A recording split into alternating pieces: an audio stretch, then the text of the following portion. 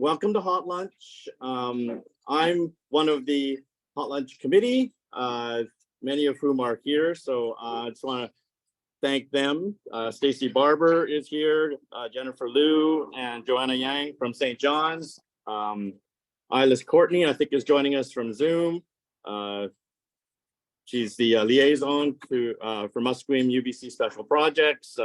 Cheryl Dumaresque, Managing Director of the Office of the Vice President, or Vice Provost International. I think Cheryl should be here somewhere. Diana Jung of Workplace Wellbeing Practices and Learning Consultant. Diana, I think, is joining us from Zoom. Shirley Nakata, who is our ombudsperson for students. I think Shirley may be joining us also from Zoom. Andrew Parr from Student House Community Services, Associate Vice President. I think Andrew I saw over there with his team. Thanks for being, again, supportive for so many years of Hot Lunch. And I think Aaron, Harley, and Lakshmi Sangara, Lakshmi Sangara Narayan. I should have checked with you on the pronunciation. My apology. Director of Residence Life and Administration. So thanks all of you for coming. Again, for those who arrived after the line dance, so again, I want to acknowledge we are on the territory of Musqueam, the unceded traditional ancestral territory of Musqueam. As though many of you joining from Zoom, maybe in the lower mainland, so I ask all of you to also think about the acknowledgements of the territory you're on, whether it's Tsleil-Waututh or Squamish in the lower mainland, or up the valley, or those joining from Okanagan and Silks Nation. We're coming into our 10th year of next year of Hot Lunch. So, the kind of having conversations around food, meeting fellow staff. It's been a great decade. I want to again thank our chef and their staff who they're excited because they're preparing this Chinese banquet for you. And because of COVID, this is the first Lunar New Year banquet we've been able to have since COVID. So again, really feel it's a special moment for them as well because of St. John's connection historically to St. John's University of Shanghai. Today, we're really lucky to have folks from campus community planning, and I'll introduce who's going to come up in a second. But I've been really lucky to also be on the community advisory for Campus Vision 2050. So gotten to know some of the team that's going to be presenting today, and it's been a big consulting process with lots of stakeholders on campus, and hopefully you'll get to hear where the plan is and the vision is in process today, as well as giving feedback to the campus community planning team. So today we're really lucky to have Joanne Proft, who's the Associate Director of Community Planning here at UBC, and Matthew Roddis, who is the Associate Director of Campus Design. And so again, we're really lucky that they're here to present with their team. So I'm going to call them up to share with you Campus Vision 2050, the next 3 decades of UBC. Hi,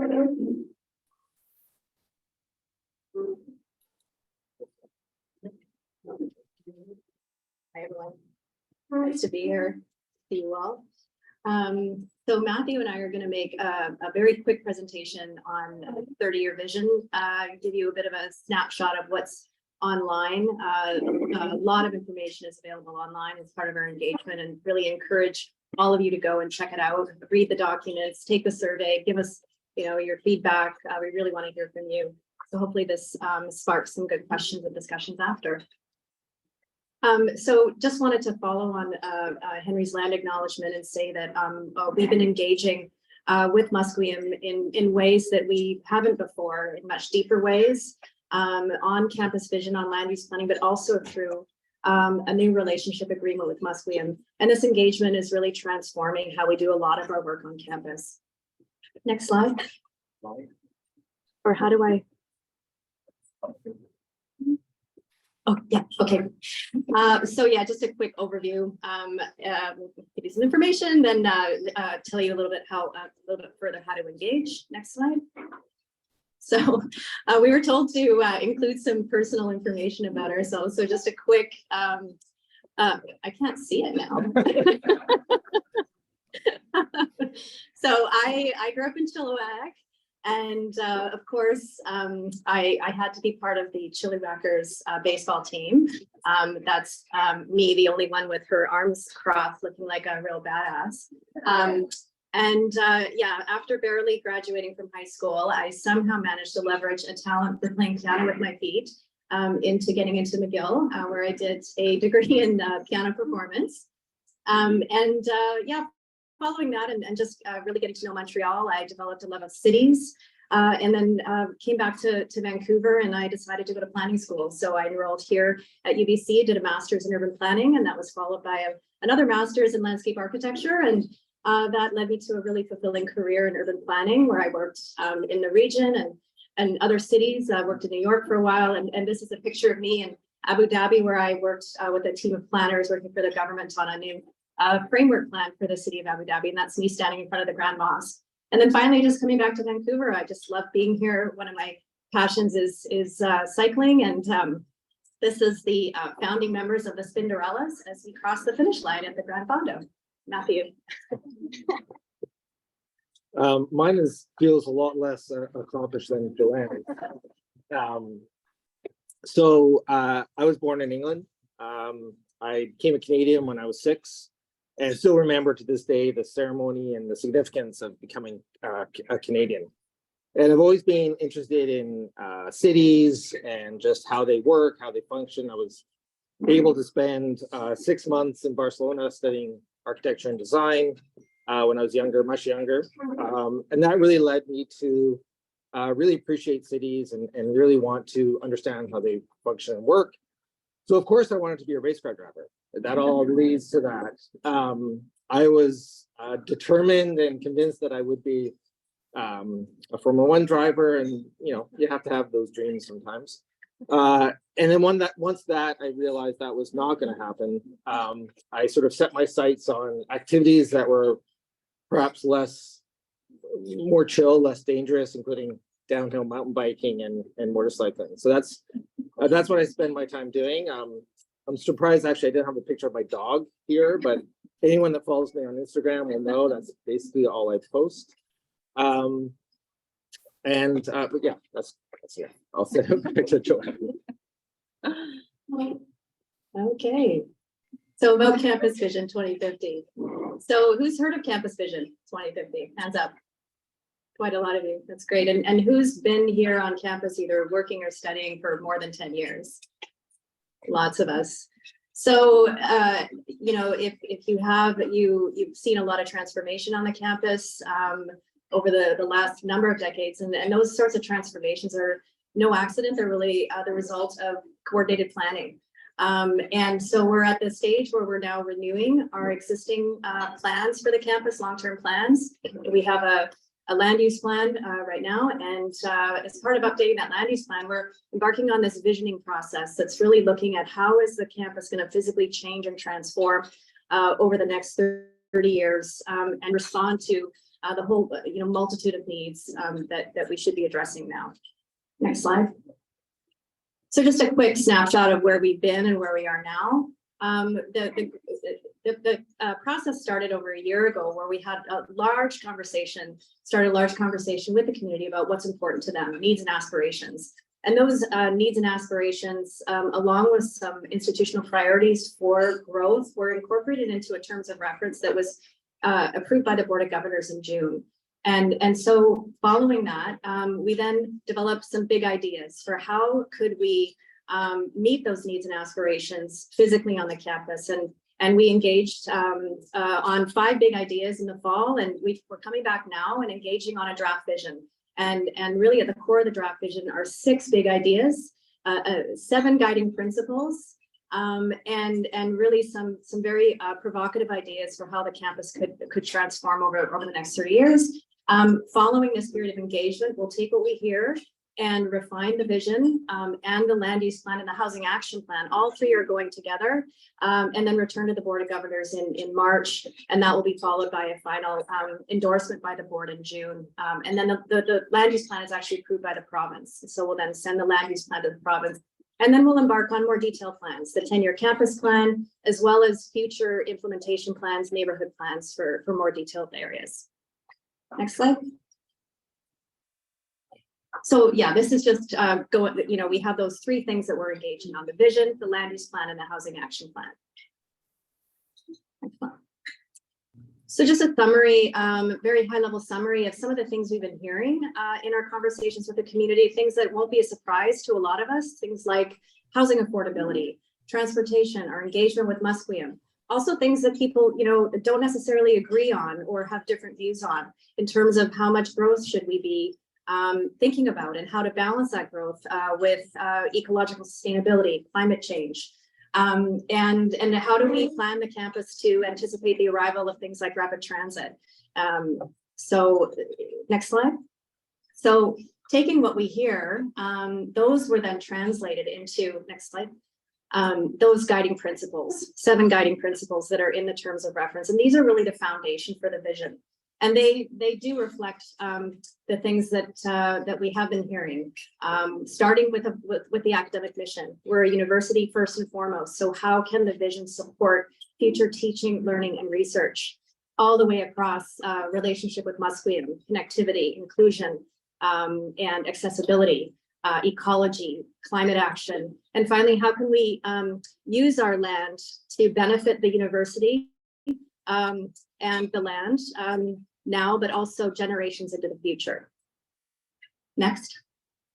So this is just a quick snapshot of the vision plan showing the different uses, primary uses of academic in blue, student housing in yellow, and neighborhood housing. And this is really the expression of what we call the program summary. So as I mentioned, the terms of reference contains the principles, but it also includes some pretty clear growth parameters in terms of how we can, what types of spaces are we going to need to accommodate growth over the next 30 years.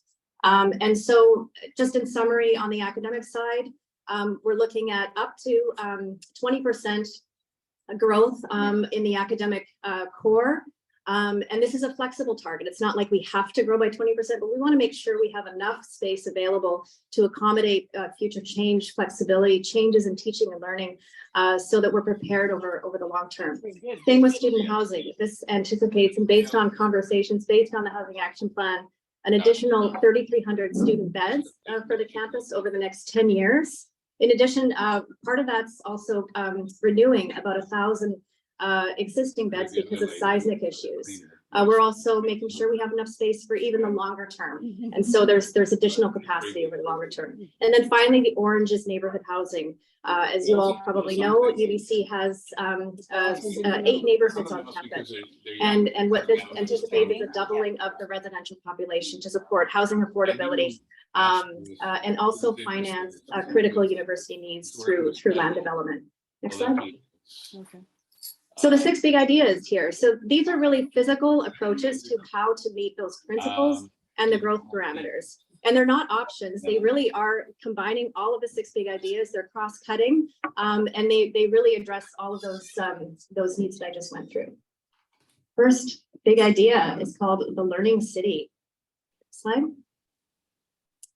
So the learning city is really reflecting our role as a university first and foremost, translating, learning through all aspects of the campus. This is actually a perspective sketch of the campus core right at University Boulevard in East Mall, where the future rapid transit station is likely to go, and showing some new academic spaces, walking and cycling, and just, a concentration of academic growth in the campus core is really going to support the campus to be complete and sustainable. Next slide. And so that, in the vision, you can read about all the different strategies we're proposing to implement this big idea. New learning hubs, mixed use hubs like Ponderosa or Orchard, increase in partnership space, learning corridors, and then learning everywhere. Next slide. So more housing and expanded affordability for UBC. So This big idea is really about how to accommodate that increase in population, housing affordability, a variety of housing types, increasing rental through the Housing Action Plan. We're looking at increasing the amount of rental housing on campus to support affordability above the current target of 30%, increasing that, potentially to 40% or more. Looking at ownership opportunities for faculty and staff, and a whole bunch of other affordability strategies. This is a view of new Acadian neighborhoods showing different housing types. Next.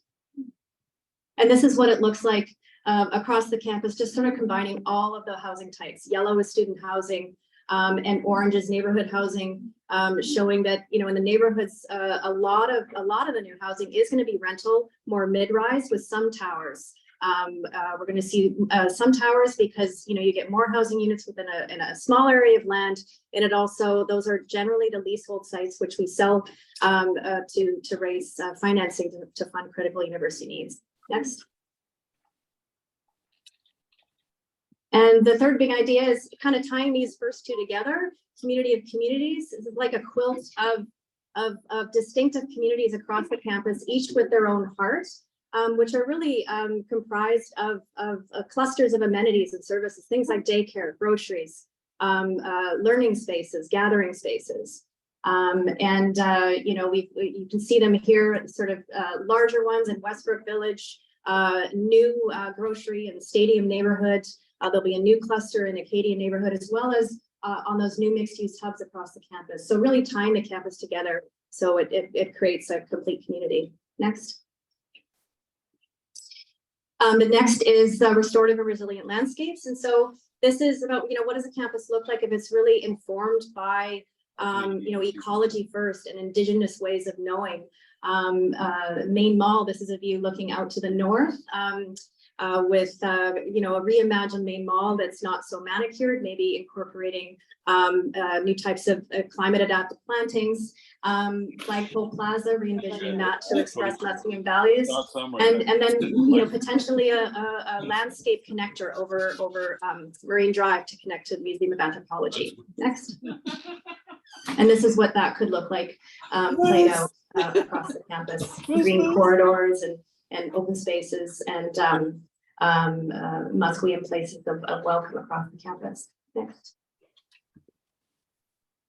The fifth big idea, connected campus. So this one really is about how to improve connectivity, both to and from and around campus, making it more accessible, more friendly for all modes of travel, but with a priority on walking and rolling and transit. This is a view of the new Thunderbird Boulevard through Acadia neighborhood. Next. And here, just leveraging the arrival of rapid transit to enhance on-campus transit. The red lines show a potential, on-campus shuttle routes, expanding the pedestrian priority core in the campus core, walking and cycling everywhere. But also making sure that we're accommodating the needs of accessibility users and making sure that there's access to the campus core. And then finally, climate mitigation and adaptation. And so how does the campus become a model for climate resilience? This is a view of the new stadium neighborhood, the ecological park, where the large open space doubles as a recreation area, as an active area, but also in large storm events, stormwater management. Next. And this is that big idea expressed at the campus scale, working with our district energy system, high performance buildings, different types of green infrastructure, really supporting our climate action plan commitments. Next. And then Matthew, turn it over to you. Thanks, Joanne. Yeah, so in addition to setting aspirations and reflecting the principles that of the big ideas, you can see how working on a big campus, a lot of the work that gets done is at that campus-wide scale. But we're also interested in and keen to talk about what does it look and feel like? What does it mean when you're on the ground? That's where some of those perspectives that Joanne walked you through are really helpful, because we're working both ends of the scale at the same time. really the approach and the vision is to enable new development to really create outstanding teaching, learning, and urban living environments, and also to strengthen the Musqueam presence on campus as well. And to be, we're also reflective of where we've come, how the campus was created over time, and the bones that are there now, but wanting to take it from what it is to what we anticipate the campus will be in the future. Next slide. And really, when you sort of boil it down, there's three building blocks to creating neighborhoods. There's open space, there's streets, and there's buildings. And I teach a drawing class if anyone's ever interested. And if you draw those three things, you can pretty much draw anything. But it's really focusing on those three elements. So places for people, which is introduced in the vision, is really about providing different types of open space at different scales that respond to different needs of local communities, but also to support our teaching environments as well. The larger spaces enable connections to habitat, increase biodiversity, whereas as you get down in scale to more the neighborhood scale open spaces, those are kind of neighborhood parks or playgrounds or places where people can come together and celebrate. And then smaller, more local focused open space within courtyards that is more semi-private in nature, but allows for that connection with neighbors that's really, really important. As well, spaces for people. So streets sometimes get bad rap for being just all about moving vehicles and goods, but they also provide a really important part of an extension to the public realm. So the vision really looks for streets to connect, as Joanne said, but also connect to significant places on campus, be it open spaces or essential amenities on campus, and have them to be scaled appropriately. So really tying the role of streets, what they play and how they provide service, to how wide they need to be. Next slide, please. And then in the same vein, buildings that contribute to community. So looking at buildings that are adequately scaled, not overwhelming for pedestrians, but provide that sensitive human scale that I think a lot of people are describing as the kind of environments in which they want to live. We're looking at an ambient mid-rise form of development, so that's around 6 stories plus or minus for many of our neighborhoods, to create that human scale with courtyards and then towers, as Joanne said, that are sensitively placed where they're not overwhelming, but provide that much needed capacity that the vision anticipates. Next slide, please. And then within that is really trying to understand and express the character of our academic and housing areas. The vision really looks at, for the academics, that it really celebrates and showcases UBC as a place of learning. Building entrances, for instance, that help to express the activities within and start to showcase different research, et cetera, that's happening inside, is really a way for people to feel connected to those activities that are happening within. Around taller buildings around our hubs is a model that we've established a while ago, and to maintain that, where we have taller buildings with more amenities and services focused in specific areas on campus as well. Next slide, please. Or the one before that. In the same way as academic character, can you go up to? There we go. In the same way as academic character, looking for what are the ingredients, the special ingredients that make neighborhoods sing and make people feel an affinity to them. and really looking at essentially fostering those social connections that I think is really the root of what neighborhood and community building is. Looking at a variety of building types, homes for people to address different needs and to support diversity within the community. We're also really interested in the social spaces that immediate neighborhoods provide. So looking again at courtyards and other models of housing that enable social interaction and connection amongst neighbors. And finally, next slide, looking to not paint everything with the same brush, but really trying to understand the specific DNA of each neighborhood and trying to bring that up and bring that out and demonstrate that, so that what is appropriate for Acadia isn't the same as in Westbrook.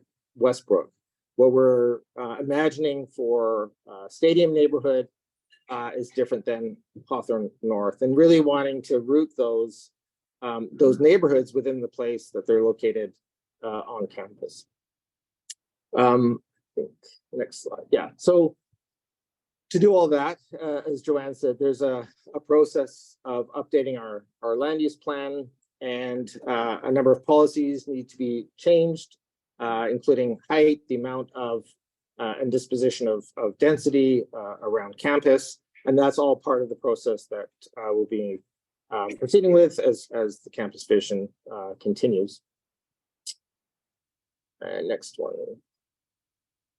So that sort of wraps up in a very quick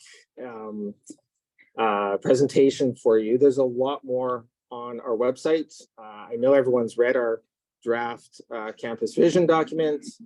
There was homework, but there's a lot of information in there. We've just, as you can imagine, just skimmed the surface of that. There's a number of events and activities that I think are really important for people to find out more and engage with others, with your neighbors, colleagues, etc. Tonight, this evening, we actually have a fantastic speaker, Simon Donner, on climate. And I was actually reading his bio before this, and it sounds like he can translate a lot of the complex discussions on climate change into really easily sort of legible pieces for us all to take away. And so I think that'll be a fantastic presentation. We've got workshops. So we've got workshops that are scheduled. I don't have the schedule, but there's a bunch that really allow you to get into deeper conversations and discussions around all of these topics. It's really a dynamic way to have really good discussions, find out more information, ask questions, etc. And then survey, that was the other one.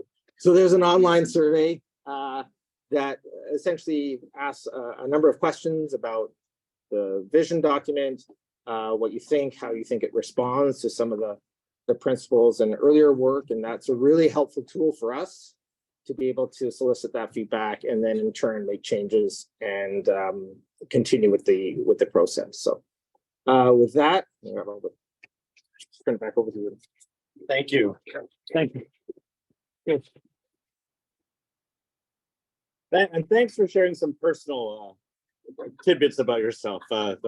Nobody's allowed to grill their personal lives. So normally we would take a break and have you go back to conversations, things again, because the lion dance sort of ate into our conversation time. I'm gonna actually ask Matthew and Joanne to actually start to consider questions, because I know this is going to affect your lives, and many of you have to get back to other things at once. So I'm going to ask your indulgence in sort of having conversations on the way back to work, hopefully.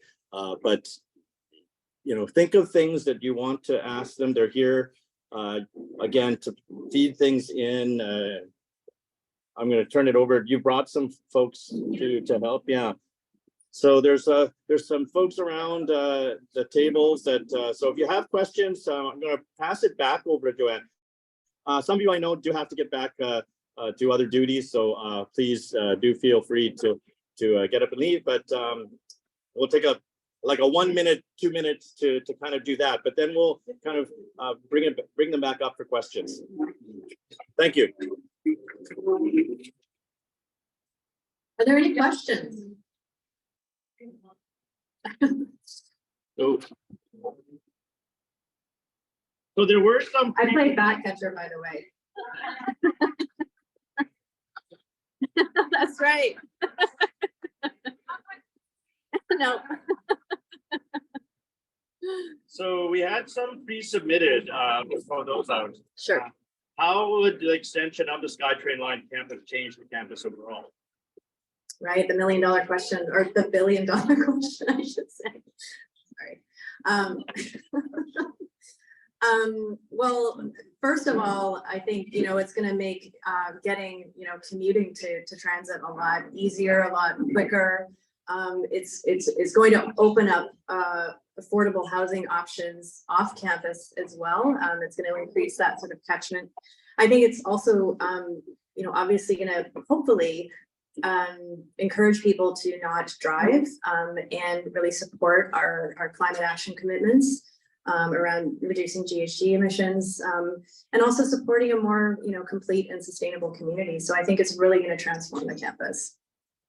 We have another one that might be from a student. Will UBC ever have capacity to house all students on campus? If not, what can UBC do to help students find affordable housing around the Lower Mainland? Yeah, Andrew Parr just left. Oh no, you're right there.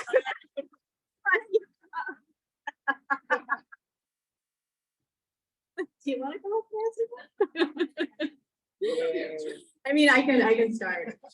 So, as we've described, the plan for student housing over the next 10 years is really continuing on the plan that we've been, on over the past number of decades, which is delivering around 500 beds a year. So just to, I guess, explain that, the demand is probably, infinite. There's always a waiting list. Our student population now is close to 60,000. The target for the vision is, out to the mid 2030s to have 17,000 beds. And even now, UBC has the most student housing of any university campus in Canada. So we're really, I know it seems like we're never doing enough, but we're really trying to keep pace with demand and with need. There's also market rental housing. I know it's not the same. It's not as affordable as purpose-built student housing, but increasing the supply of rental housing on campus will also help to meet that demand. And we also have to be considering SkyTrain and providing access to areas off campus for student housing and not overbuilding. We don't want to end up in 20, 30 years with changes, patterns of living and working and teaching virtual learning where we have an oversupply of housing. So all those things need to be managed with the finances.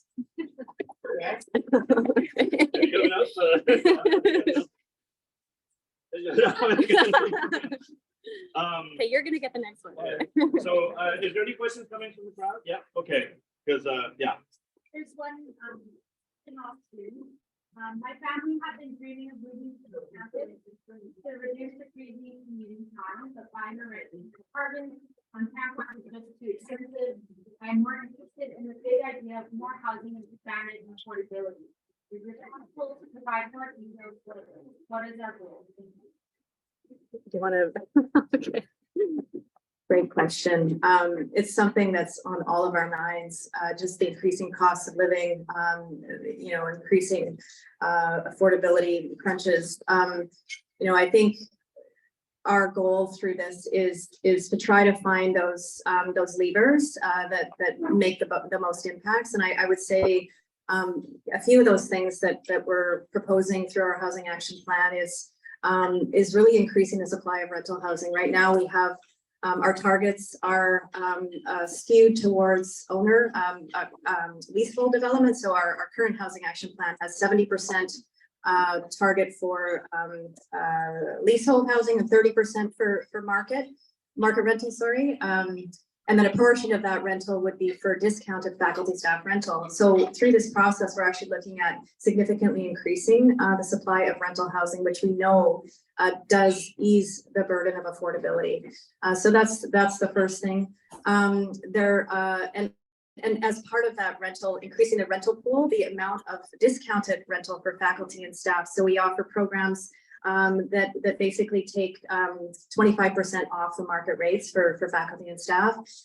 Also providing more financing for home ownership. So we have a faculty loan program that we're proposing to increase contributions to. And then, you know, again, SkyTrain, you know, I think bringing SkyTrain to campus is going to allow more people to live off campus, find affordable options off campus, but ease their commute time and the burden of commuting.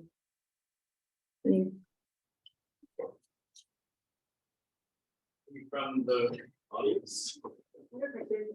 It's probably just living on campus itself and then reference to the housing.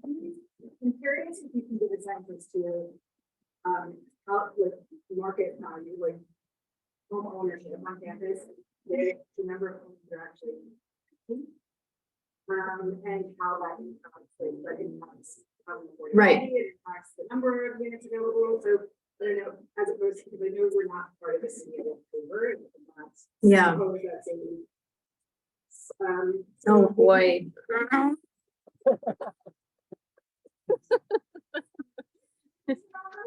Oh, well, yeah, you're right. Like there's, I think that Carol, you might want to come up here. There's a couple different kinds of vacancy empty homes tax. And I know that UBC does, we do comply with one of them. And so the provincial, I forget what it's called.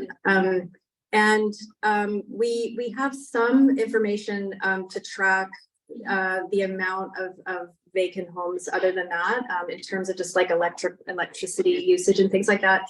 And what we found is, you know, it's not as high as you know, some you know, anecdotal evidence suggests, but we do know there's some of that. And increasing the amount of rental is really a way to curb that, because we know that, you know, renters don't leave their units empty, right? And there is a lot more permanent occupied residents with rental. So hopefully that will, you know, and creating a campus community that people do want to live here and want to, you know, contribute and stay.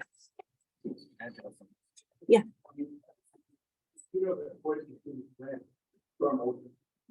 Right.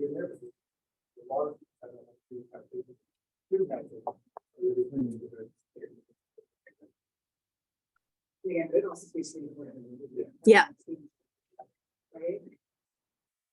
Good question. Sorry, Hi. on your housing action plan, I was wondering if in that kind of long-term planning, if you're considering any alternative models like partnership with nonprofit.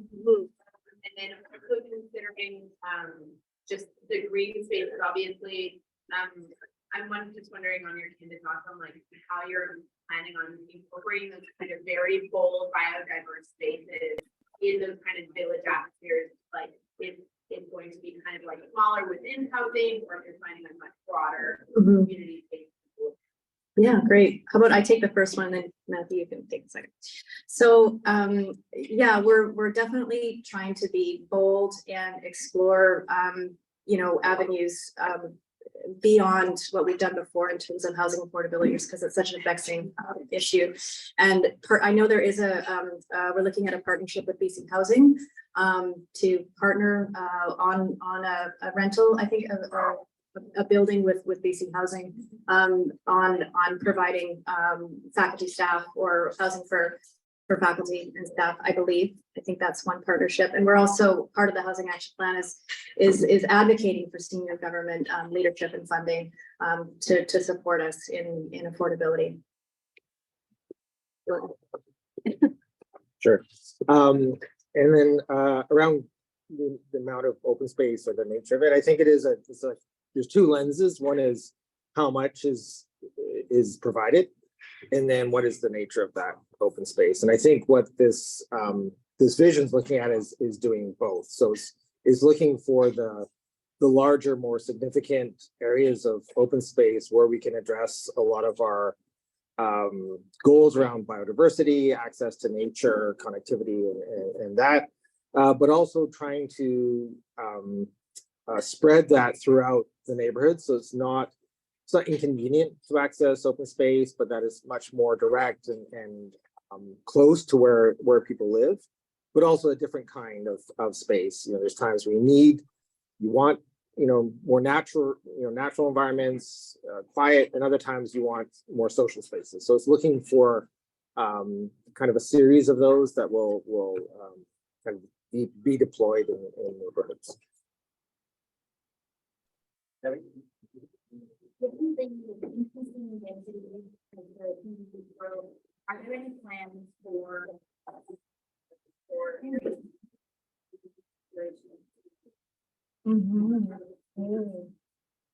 maybe sooner rather than later?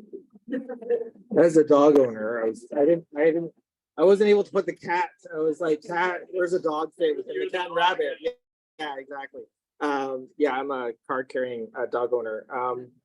I think it's about looking at what are all the different needs, and as the campus evolves and as the population increases and changes, there's different needs that need to be addressed. I know the city of Vancouver just recently did their dog strategy a few years ago, which was really focused on trying to address the needs as the population is increasing. So I think when we step back and look at what makes, you know, complete communities, there's all these different ingredients that need to be looked at. And I think, you know, whether or not they're solely for dogs, or, you know, there's many different models out there that can be, you know, that we can explore.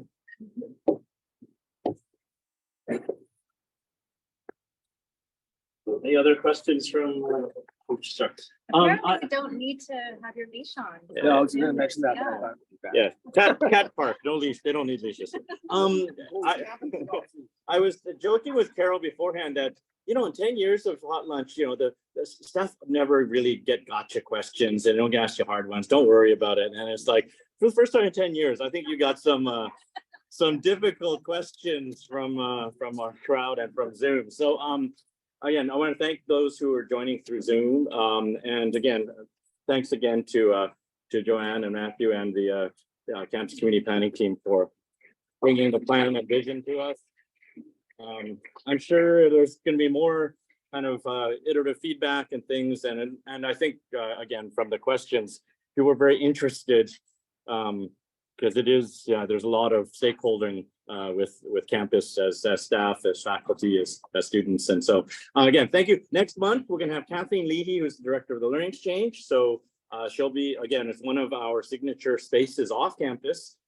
So this month we were talking a lot about campus, and so Kathleen will be bringing some of what they're doing and what they plan to do in their next strategic kind of plans and goals. So we look forward to seeing you next week. Thanks again for coming.